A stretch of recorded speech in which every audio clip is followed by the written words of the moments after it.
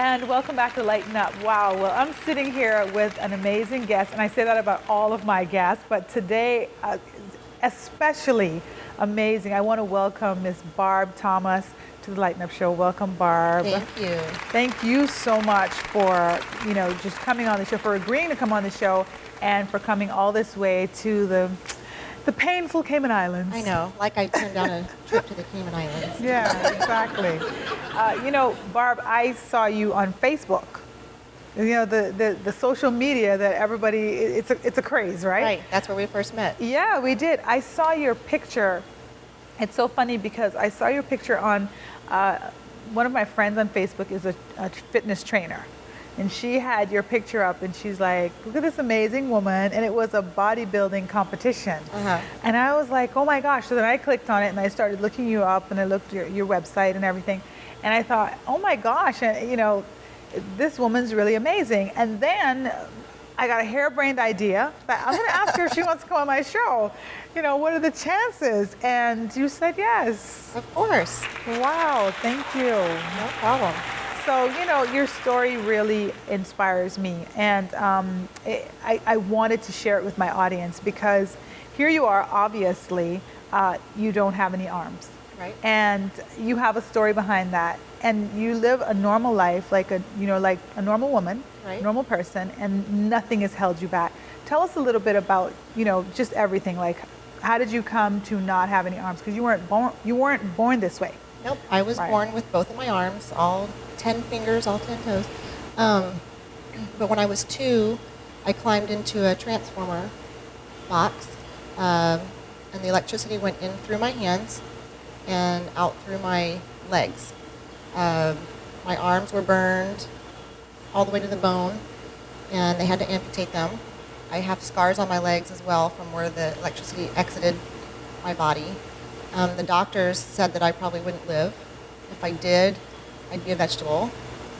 And I kind of hate that term, but right. But God had a different plan for me, I believe, and kept me alive and kept me here, alive and well. Yeah, and here you are. Right. So I'm going to be showing some pictures and footage while we talk, as well as just some stuff that I kind of picked up on YouTube. Okay. From kind of way back when, where you talk about just struggling in school because now you lost your arms when you were 2 years old. So you had to literally learn how to live without arms. Right. And that was a big deal for your mom and for you. And your mom had a baby at the time. Yes, she had my little brother. He was 3 months old at the time. So that was pretty rough. My parents had one vehicle, so my mom was having to take my dad to work, take my brother to the babysitter, go to the hospital to stay with me or the rehab center, and back and forth all day long.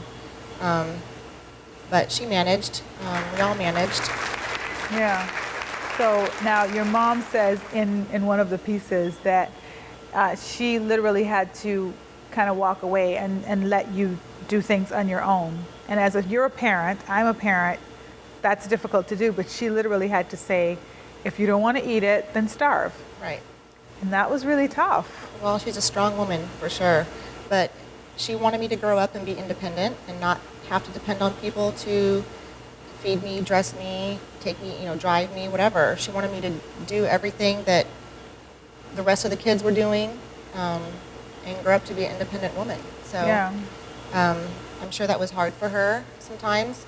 Not that she didn't help me when I needed it, but for instance, when I was learning to dress myself, she knew that I could do it. I had done it many times in therapy. I just didn't want to. I was stubborn. Right. I still am. Yeah.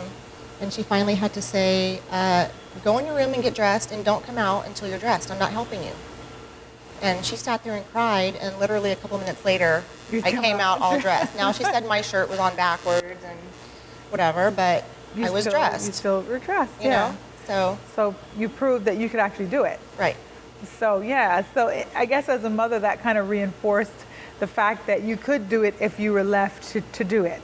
Right. Because we want to jump in and we want to help all the time, but sometimes help is not help. Sometimes it's a disservice. Yeah, and it's there's an hindrance. Parents who help their kids too much and their kids don't have any disabilities, you know? Yeah. I know a few.